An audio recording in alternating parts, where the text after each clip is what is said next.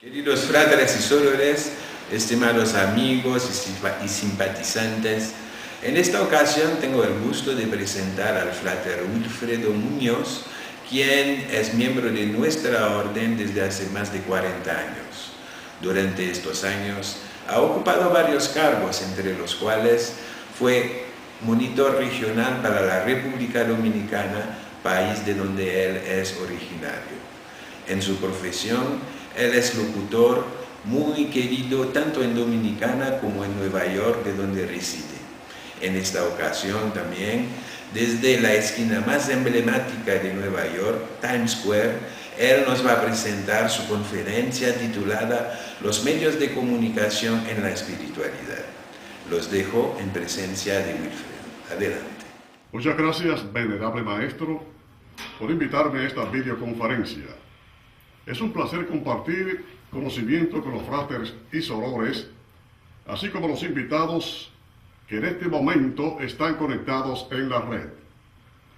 También quiero agradecer al frater Gilberto Ramírez, monitor regional del área de Nueva York, por su cooperación a esta actividad.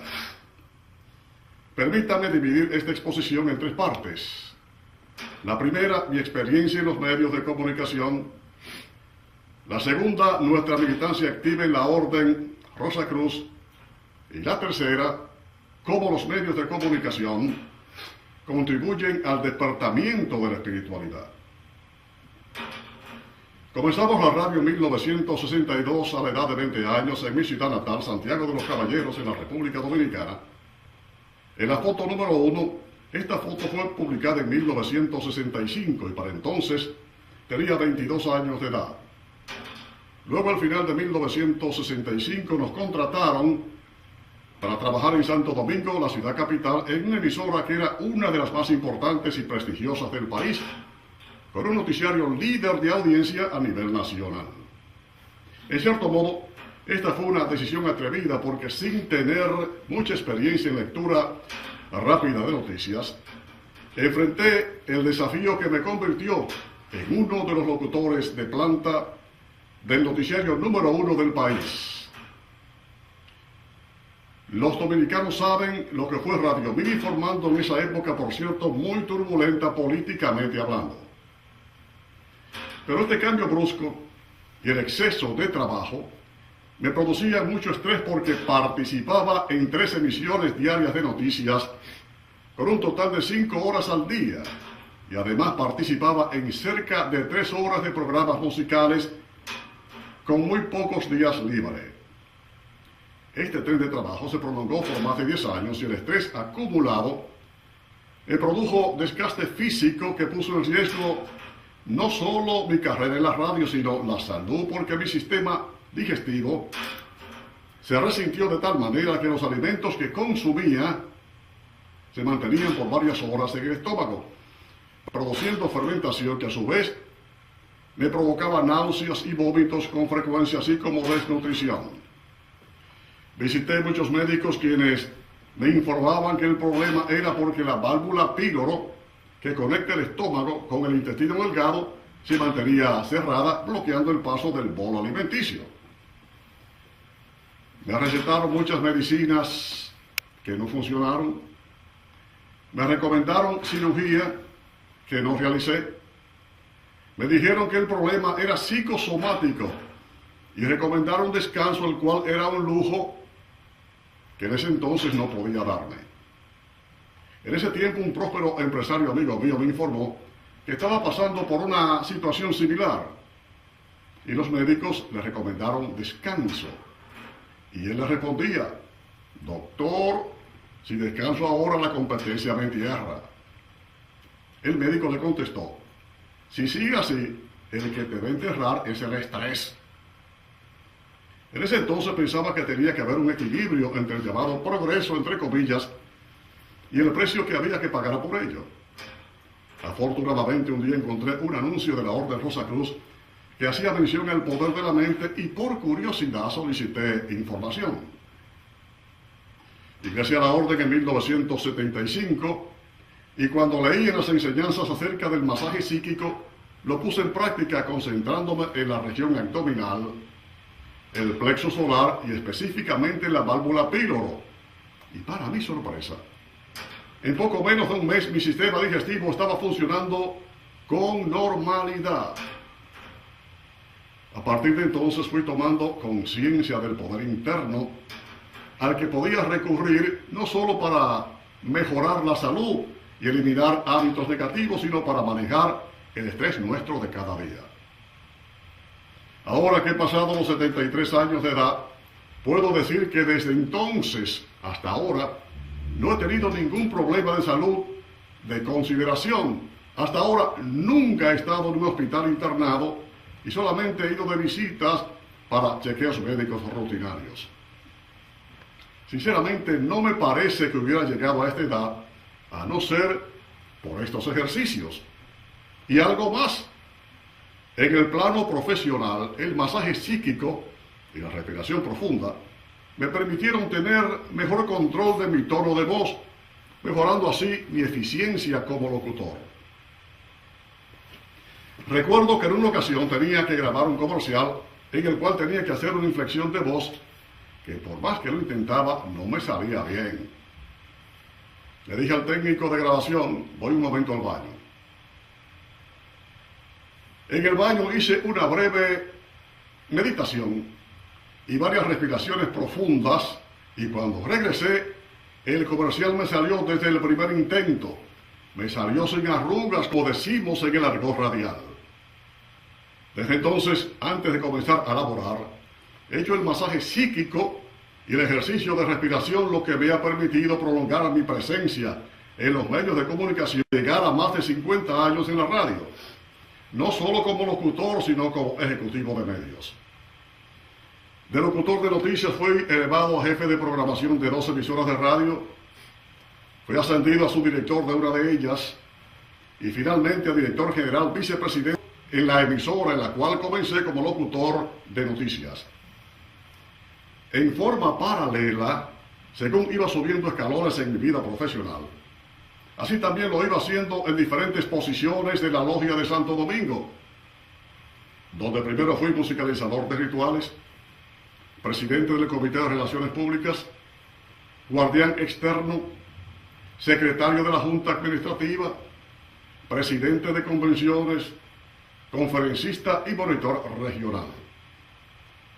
Desde esa posición ofrecimos varias conferencias públicas en hoteles de prestigio, así como la participación en programas de radio, televisión y prensa escrita, con una columna semanal en un diario de circulación nacional.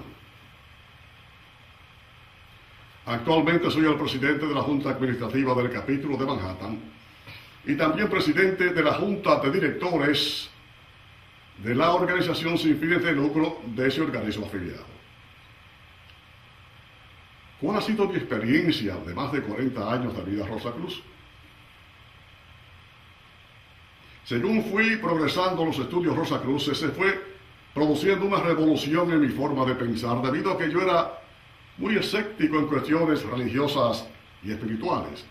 Para mí era incompatible conciliar la idea de un Dios justo y misericordioso con el Ser Supremo que castiga con el fuego eterno a quienes no desobedecen.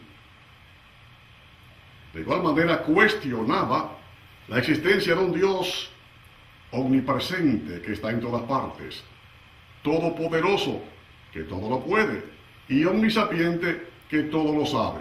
Por lo tanto, debía saber de antemano el resultado de las difíciles pruebas de obediencia que exige a los creyentes. Para mí, esas actitudes no debían ser de un Dios de amor, sino propio de caprichos humanos. Pero cuando comencé a estudiar el tema del concepto de Dios, como lo enseña la Orden Rosacruz, mi forma de pensar cambió gradualmente. Me fue fácil asimilar que, si bien es cierto que la comprensión del Ser Supremo o mente cósmica universal está muy por encima de nuestro entendimiento, lo mejor que podemos hacer es elaborar creencias para, por lo menos para entender un poco, lo que no tenemos la capacidad de asimilar del todo. Es así como el hombre primitivo, al no tener la menor idea de cómo se forman los truenos, los rayos, los terremotos, los volcanes. Tenía la creencia de que estos fenómenos eran la furia de un ser sobrenatural al que había que tranquilizar haciéndole algunas ofrendas o algún sacrificio. Así nació el concepto animista, que tuvo su origen en las primeras tribus africanas. Luego vinieron otros como el deísmo, el teísmo, el politeísmo, el antropomorfismo, el misticismo panteísta de las organizaciones esotéricas. El concepto místico panteísta de la existencia del todo tuvo gran impacto en el desarrollo de mi comprensión, así como las enseñanzas de la Orden Rosacruz acerca de las vibraciones cósmicas universales, que son infinitamente grandes, el macrocosmos, y sus manifestaciones en la materia y la energía, que son infinitamente pequeñas, el microcosmos. Y el término infinito significa que no tiene ni principio ni final, de lo cual hablaremos más adelante. A este nivel, la metafísica y el misticismo empezaron a interesarme de tal manera que adquirimos la colección completa de libros de la Orden Rosacruz y otros más. El libro La vida mística de Jesús me ofreció una visión diferente del Jesucristo que tradicionalmente se enseña.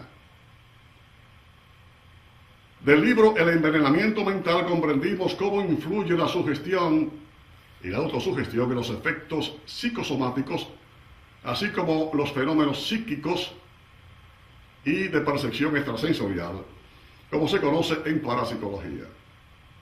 Mi interés en la parapsicología se despertó porque para ese tiempo había un familiar cercano que producía algunos fenómenos extraños, como el desdoblamiento de su personalidad, donde se le manifestaban o se le montaban, como se dice popularmente, supuestos espíritus de personas que ya habían fallecido. El lenguaje de parapsicología, este fenómeno se conoce como prosopopesis, según el tratado sobre este tema escrito por el investigador francés René Soudré, quien en forma estadística y documentada confirma la observación de esta y otras manifestaciones paranormales. De las manifestaciones extrañas observadas en nuestro familiar y de las referencias históricas del citado Tratado de Parapsicología salió mi primera conferencia titulada La historia de la parapsicología, la cual fue presentada en la 7ª Convención Regional Hispanoamericana del Caribe, celebrada en Santo Domingo en 1981. Previamente, en 1980, habíamos participado en el seminario La interpretación científica de los sueños, ofrecido por la Universidad Rosacruz. De lo aprendido en este seminario, en 1981 presentamos una conferencia acerca de los sueños en un prestigioso hotel de la capital dominicana. En 1983 participamos en la 9ª Convención Hispanoamericana del Caribe con la conferencia Infierno o Reencarnación, la cual también fue presentada en la 2ª Convención Regional de New York, New Jersey en 1984. En honor a la verdad, esta conferencia fue motivada por una entrevista radial a un mentalista brasileño a quien le preguntamos: ¿por qué la cultura occidental no acepta la reencarnación? Con amplio conocimiento del tema, ofreció muchas referencias históricas y estadísticas, las cuales verificamos por diferentes vías. Es así como llegamos a comprender que la población mundial sobrepasa los 7.000 millones de habitantes y que los continentes más poblados son Asia, con más de 4.500 millones, África, poco más de 1.000 millones, América, con 1.000 millones, Europa, 780 millones, Oceanía, con 38 millones. En términos globales, si sumamos los habitantes del mundo occidental, que solamente comprende Europa, América y otros territorios menores, la población en conjunto apenas llega a 2.000 millones, que es una minoría en comparación con el resto de la población mundial, en cuyos territorios habitan varias culturas y muchas de ellas predomina el concepto de la reencarnación. Principalmente en el continente asiático, que es el más poblado. Eso fue una información que me llevó a investigar en cuáles culturas mundiales el concepto de la reencarnación es aceptado y en cuáles no. Los que tienen inquietudes acerca de este tema, les recomendaría indagar por qué la evidente minoría poblacional del mundo occidental el concepto de la reencarnación no es predominante, mientras que en otra parece ser mayoritaria. El concepto de la reencarnación me hizo comprender la aparente indiferencia del Ser Supremo ante los sufrimientos humanos. Me parece que una vez escuché a alguien decir que si no existiera la reencarnación habría que inventarla, porque es la explicación más lógica de las aparentes injusticias de la naturaleza y del principio de justicia divina, en que cada quien aprende o evoluciona por medio de su propio esfuerzo. Sin embargo, una aclaración. La Orden Rosacruz Amor sugiere la doctrina de la reencarnación como filosofía existencial de vida, pero no exige que se tenga que aceptarla como condición previa para ser admitido como miembro en esta organización, porque entiende la existencia de la pluralidad de creencias religiosas, algunas de las cuales se oponen a la idea de la reencarnación. En tal sentido, la orden es respetuosa de las ideas de los demás, fiel a su lema, la mayor tolerancia en la más estricta independencia. Ahora bien, dentro de las enseñanzas rosacruces no puedo dejar de mencionar otros temas que me impactaron, y uno de ellos fue el aporte de los filósofos jónicos y su diferencia con la filosofía griega.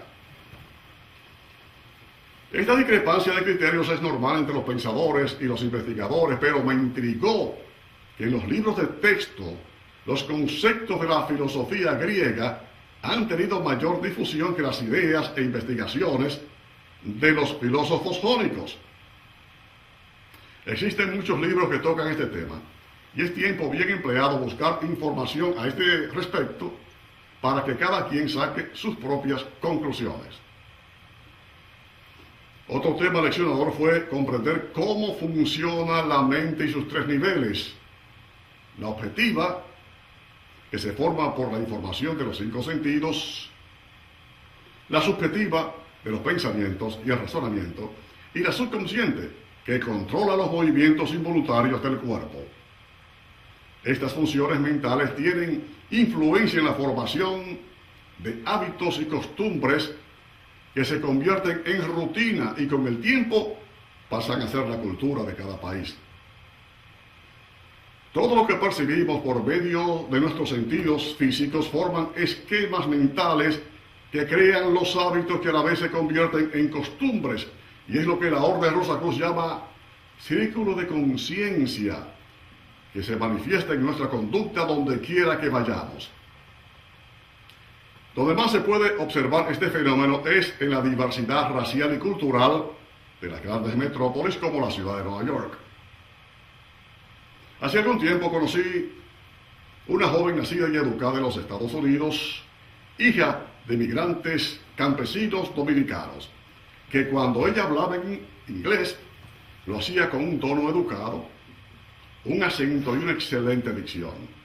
Pero cuando lo hacía en español, hablaba exactamente como un campesino, tal como lo aprendió en su entorno familiar.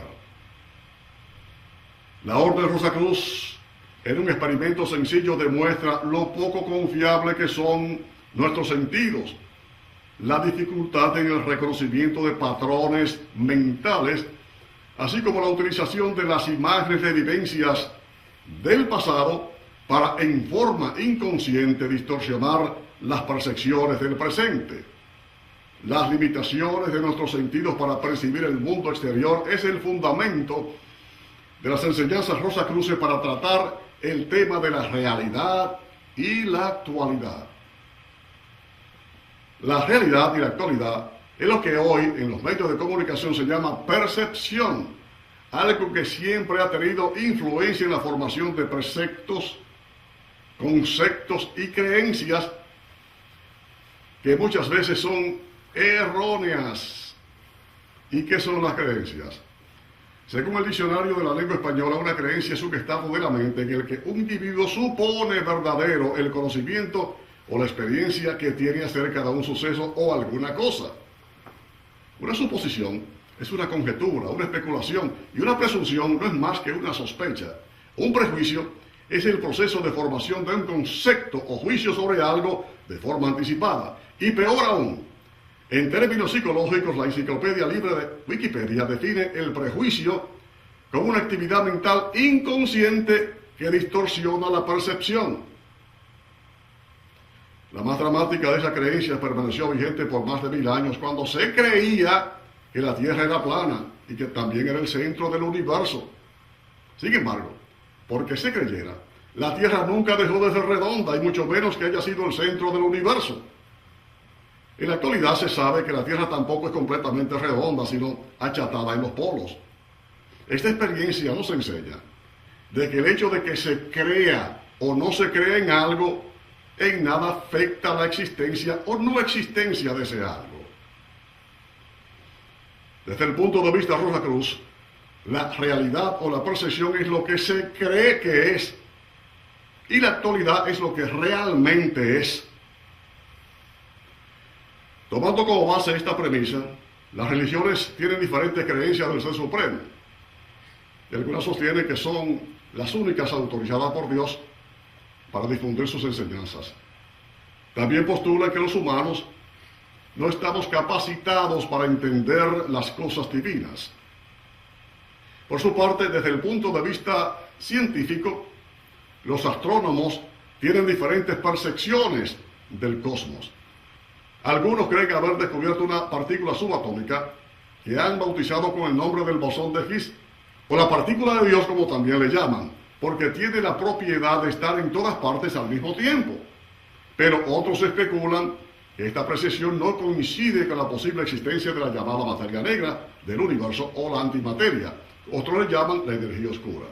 El año pasado se otorgó el Premio Nobel de Física a un canadiense y a un japonés porque demostraron que los neutrinos, que también son partículas subatómicas, sufren cambios que los hacen viajar más rápido que la velocidad de la luz.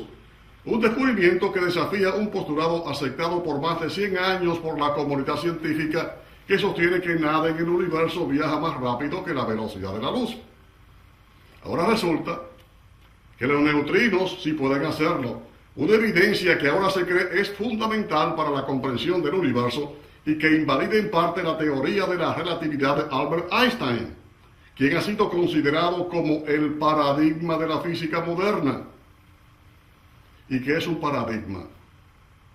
Un paradigma se considera como un ejemplo a seguir porque se presume que es correcto y se acepta como tal sin exigir muchas pruebas. Pero también los paradigmas establecen límites que condicionan a muchas personas a desechar otras posibilidades más allá del modelo establecido dentro de los límites de un paradigma. Y a eso se le llama parálisis paradigmática, que mantiene nuestros pensamientos esclavizados a las creencias. Es así como durante muchos años muy pocos se atrevieron a cuestionar los conceptos de Einstein, y muy recientemente solo algunos valientes dieron un paso adelante dejando a un lado el academicismo dogmático predominante en una rama de la ciencia, y hoy son los nuevos gurús de la astrofísica. Ellos son el canadiense Arthur McDonald y el japonés Takaaki Kahita, los ganadores del Premio Nobel de Física del año pasado. Me parece que por algún tiempo estaremos escuchando hablar de este japonés no solo por su aporte a la ciencia, sino también por su nombre, Takaaki Kahita. En este y otros casos, el paradigma pudiera interpretarse como la versión académica del dogma. Y los dogmas no se discuten, simplemente se aceptan. Y así como existen dogmas religiosos, la ciencia no parece estar libre de ellos. Este es el riesgo de aceptar ciegamente las ideas de alguien a quien se considera una autoridad en la materia, porque los sabios no son infalibles y también se equivocan. Y es la razón por la cual sus conceptos también deben ser revisados periódicamente.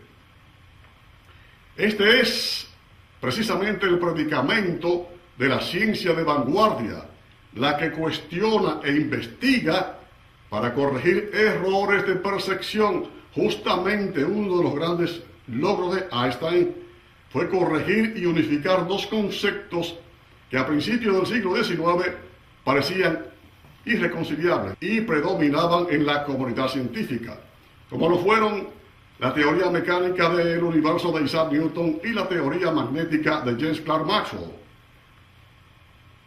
Hemos hecho énfasis en el concepto Rosacruz de la realidad y la actualidad porque si bien explica los fenómenos que en la ciencia a veces conducen a inexactitudes, en las relaciones humanas también son fuentes de conflicto cuando lo que parece evidente resulta ser falso.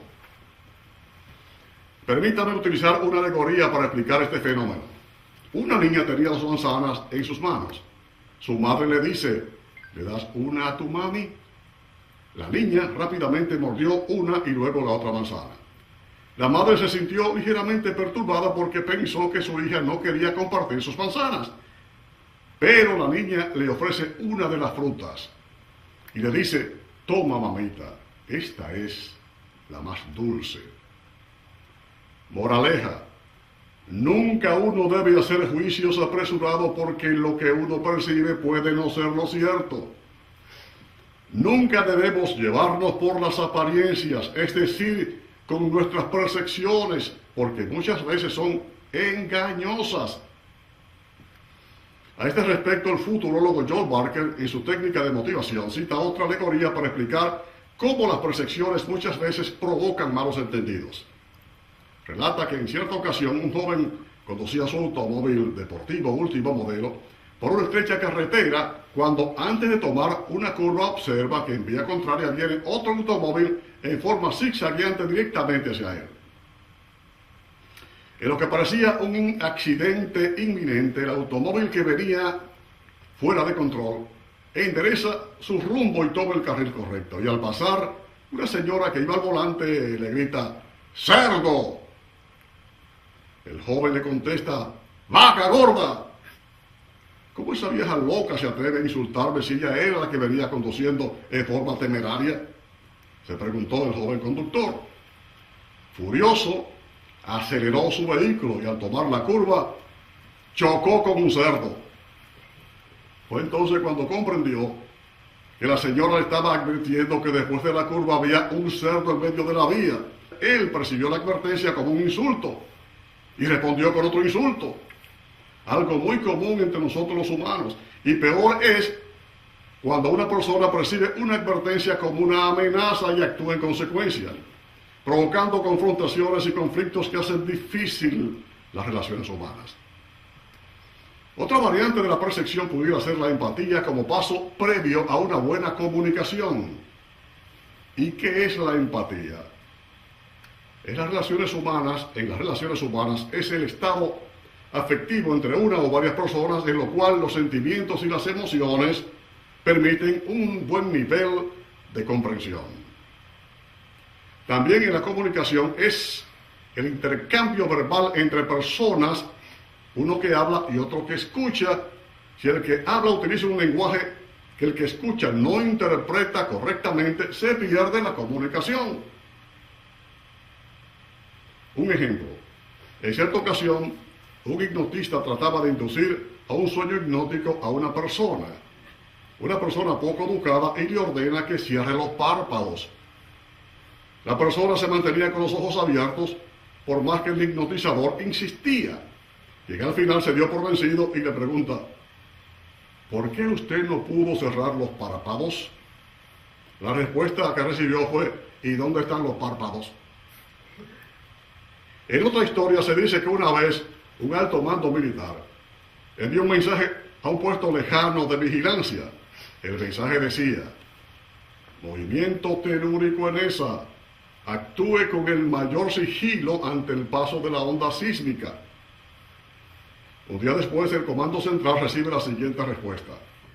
Movimiento desbaratado. Los nombrados telúrico y sísmico ya están en prisión. Y el mayor sigilo no ha venido por aquí, parece que desertó.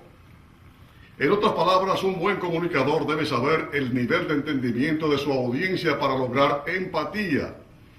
Se dice que desde el punto de vista emocional y verbal, uno de los mejores comunicadores que conoce la humanidad fue aquel que hace más de 2000 años enseñaba con parábolas a sus discípulos que eran simples pescadores. Pero también para que lo entendieran las personas cultas y educadas. A través del tiempo todavía se utilizan muchas de esas parábolas, específicamente cuando alguien se complace en ver la paja de los ajenos, sin ver el tronco que tienen los suyos. Igualmente cuando alguien vive condenando a los demás sin tener la suficiente fuerza para lanzar la primera piedra. El autor de esas parábolas sí realmente trajo a este mundo un mensaje de alta espiritualidad con una excelente técnica de comunicación. Y esto nos sirve de punto de reflexión para entrar directamente al tema central de esta videoconferencia, la espiritualidad y los medios de comunicación. Aquí surge una pregunta. En la actualidad los medios de comunicación están propiciando el desarrollo de la espiritualidad. Cuando ingresamos a la Orden Rosacruz no fue precisamente en busca de desarrollo espiritual, ni nada que se parezca, ni mucho menos, sino para resolver un problema de orden material, pero sin darme cuenta me fui involucrando en el camino de la espiritualidad. Por eso pienso que los medios de comunicación han inducido y aún están induciendo a la humanidad al camino espiritual en forma sutil, sin que tampoco nos demos cuenta. Cuando en 1440 Johannes Gutenberg inventó la imprenta, se dice que la Biblia fue el primer libro que imprimió, y prácticamente a partir de entonces comenzó en el mundo occidental la difusión pública de los mensajes espirituales contenidos en este libro sagrado. Los árabes conservaron muchas de la literatura que contenía el conocimiento de culturas antiguas, especialmente el libro El Almagest, escrito en el siglo II de nuestra era por Claudio Ptolomeo de Alejandría, que produjo el mayor aporte al despertamiento cultural y espiritual de Europa, como lo fue el Renacimiento.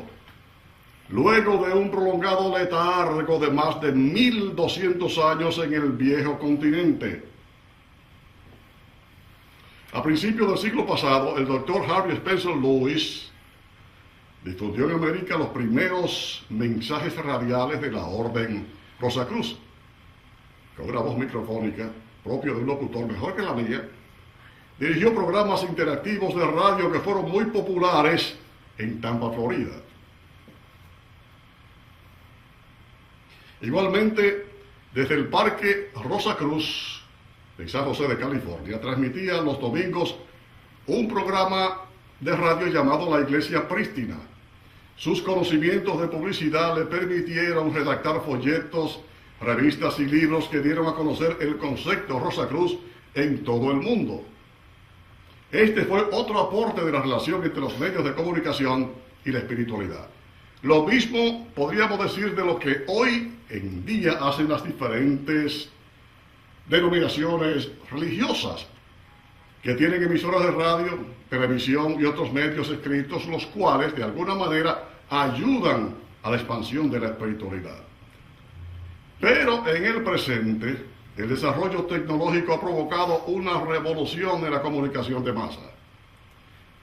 Con una computadora, un teléfono celular o una tableta digital se producen contactos directos, visual y verbal, entre personas sin importar la distancia. ¿Pudiera esto interpretarse como una forma de la proyección de la conciencia? Ahora mismo en esta videoconferencia estamos conectados miles de personas, al igual que millones en todo el mundo se enlazan en la red compartiendo la información depositada en la memoria de un banco de datos. Tal como lo visualizó Carl Gustav Jung, que definió como un hipotético lugar donde debía estar depositada toda la información de las experiencias de la especie humana. Algo parecido a una red cibernética que conecta millones de computadoras en todo el mundo. ¿Pudiera esto considerarse como una versión mecánica de lo que los místicos llaman los archivos akáshicos? Hoy en día la humanidad está viviendo un momento estelar con el desarrollo de un tipo de visión global con millones de cámaras instaladas en computadoras portátiles, creando una mente mundial, y todo lo que es conocido por una sola persona ahora está disponible para todo el mundo, produciendo una reacción en cadena que influye en la actividad humana. Desde el punto de vista comercial, en los últimos años las empresas de más rápido crecimiento económico están relacionadas con la red cibernética. Microsoft, Apple, Facebook, WhatsApp, Amazon, en poco tiempo han alcanzado una cotización superior a las de muchas corporaciones que por décadas dominaron el mercado de valores de Wall Street y los centros financieros mundiales. Facebook fue creada en el año 2004 y ya ha alcanzado un valor de mercado de más de 300.000 millones de dólares, superando la General Electric, que fue fundada en el año 1890. Óigase bien, en tan solo 16 años, Facebook ha desplazado a una de las corporaciones que por más de 125 años estuvo dominando el mercado de valores, y esto es sencillamente espectacular. Lo mismo está ocurriendo con otras facetas de la vida.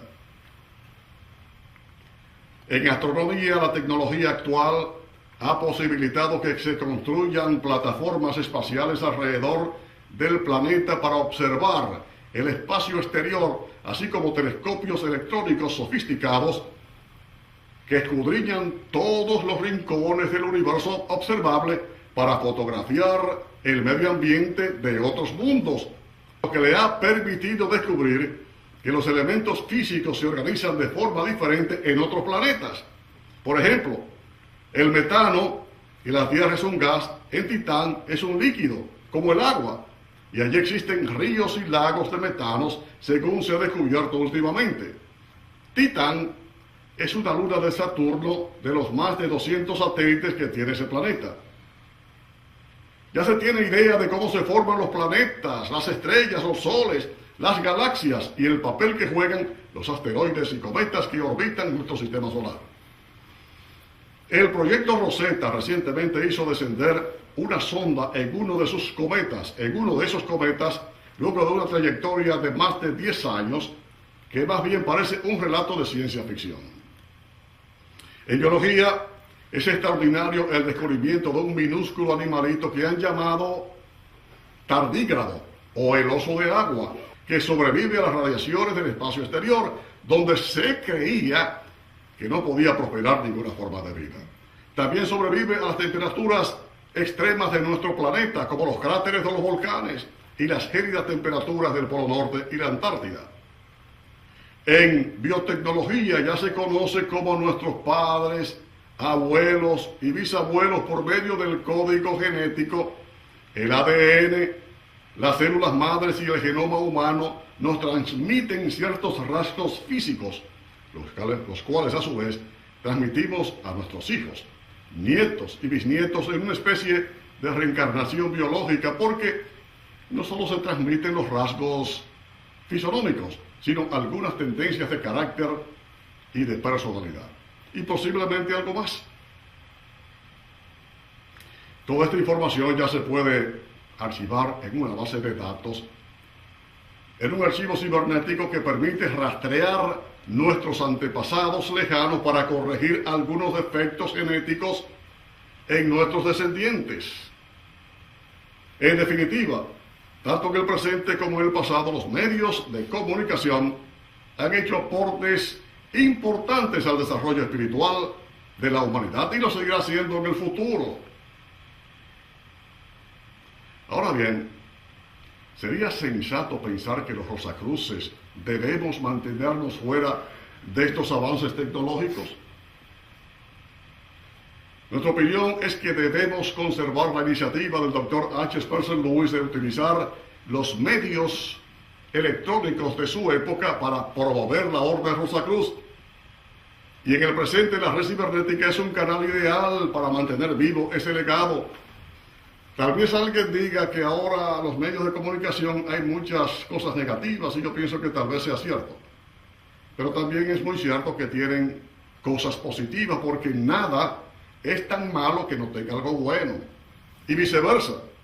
Aquí también se manifiesta el concepto de la lucha de los opuestos que son necesarios para que haya manifestación, como lo enseña la Orden Rosacruz.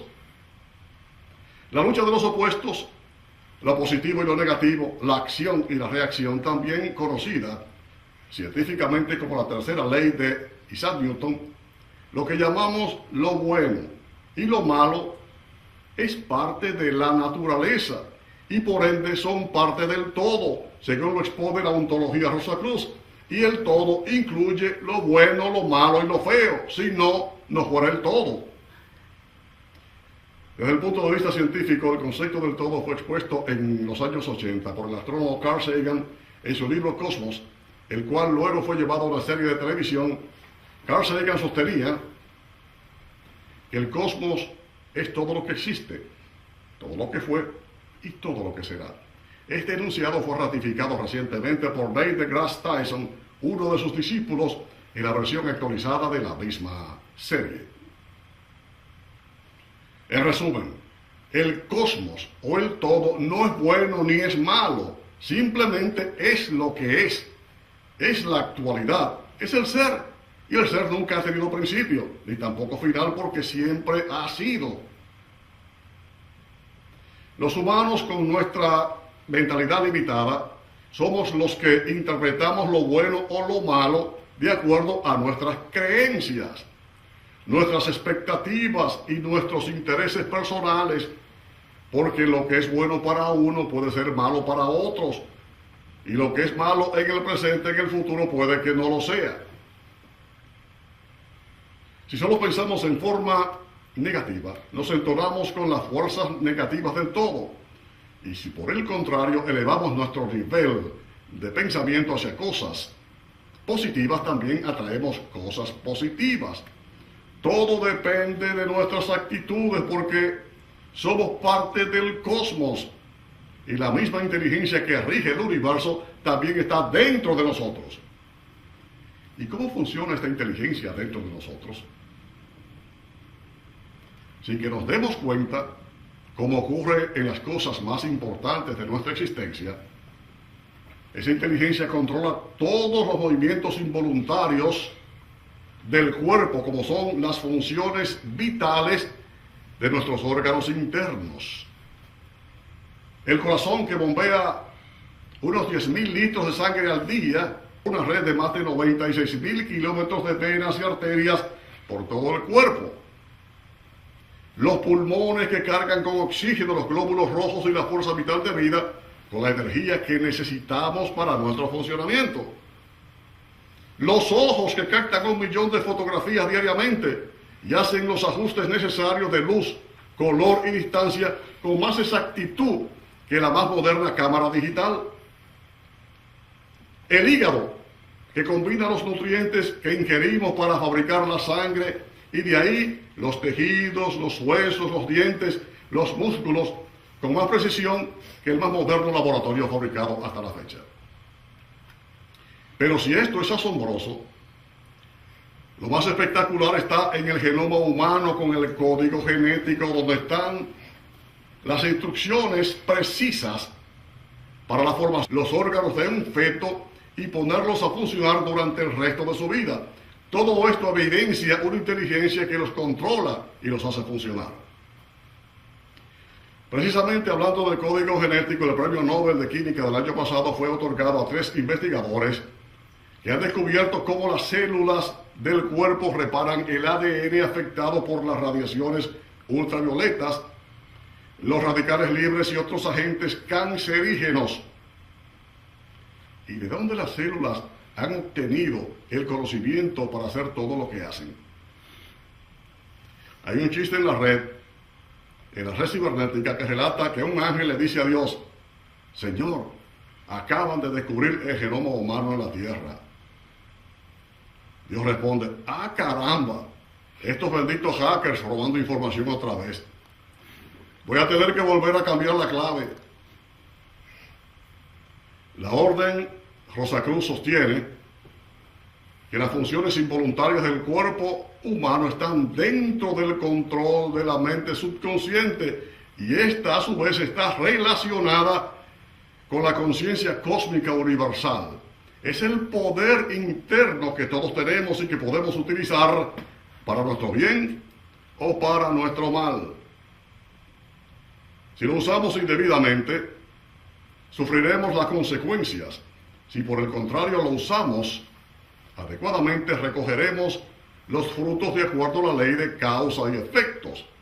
Si los resultados de nuestras acciones producen efectos negativos, debemos revisarlo porque en algo estamos fallando. Y es lo que llamamos el karma, que no viene siempre de lo que hicimos en otras vidas, sino de lo que estamos haciendo aquí y ahora, en esta vida.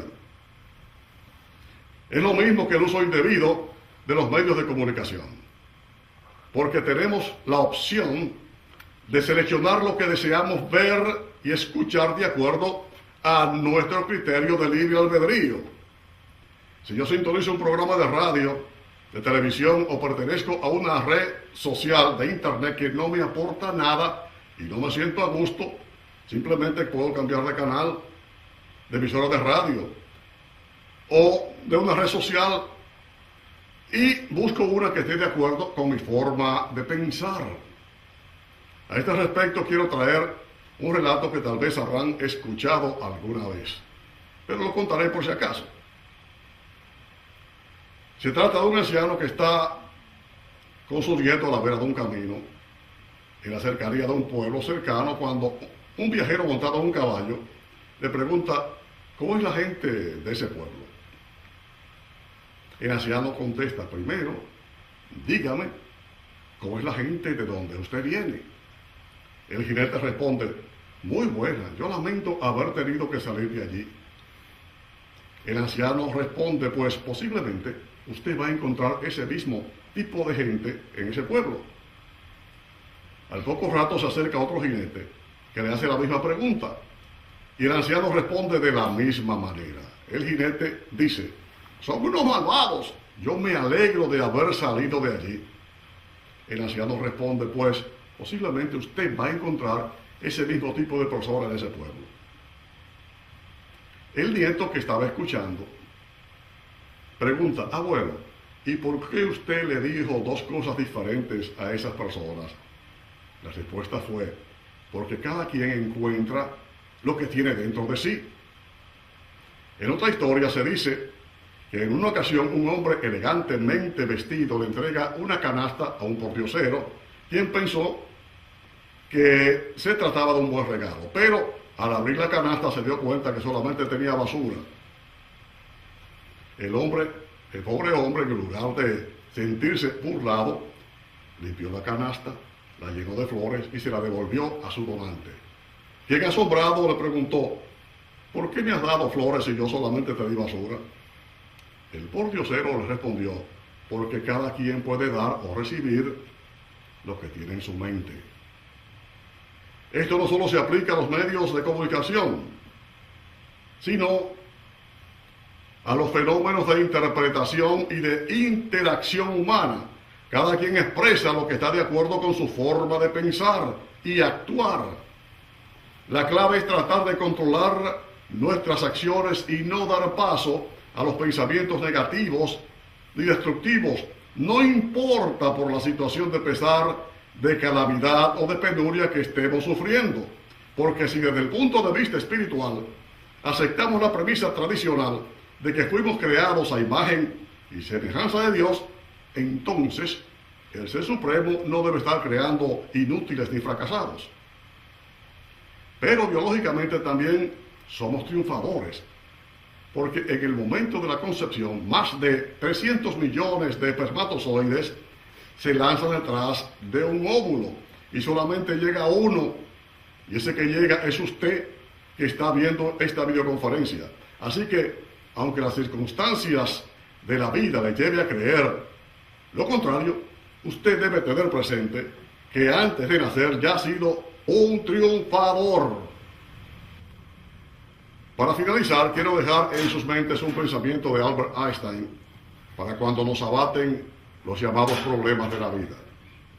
El pensamiento dice, citamos: no pretendamos que las cosas cambien si siempre hacemos lo mismo. La crisis es la mejor bendición que puede sucederle a personas y países, porque la crisis trae progreso. La creatividad nace de la angustia, como el día sale de la noche oscura. Es en la crisis que nace la inventiva, los descubrimientos y las grandes estrategias. Quien supera la crisis se supera a sí mismo sin quedar superado. Quien atribuye a la crisis sus fracasos y sus penurias, desconoce su propio talento y le presta más atención a los problemas que a las soluciones. La verdadera crisis es la de la incompetencia. El inconveniente de las personas y de los países es la pereza para encontrar las ideas y las soluciones. Sin crisis no hay desafíos. Sin desafíos la vida es una rutina, una lenta agonía. Sin crisis no hay méritos. Es en la crisis donde sale lo mejor de cada uno, porque sin crisis todo viento es caricia. Hablar de crisis es promoverla y callar es exaltar el conformismo. En vez de eso, trabajemos duro, acabemos de una vez con la única crisis amenazadora. Es la tragedia de no luchar para superarla. Muchas gracias. Queridos fratres y sorores, estimados amigos y simpatizantes, les agradezco su asistencia y a ti, Wilfredo, te agradezco también esta excelente conferencia y esperamos que no sea la última y que pronto te podamos ver otra vez dándonos una magna conferencia por este sistema Webex. Gracias a todos.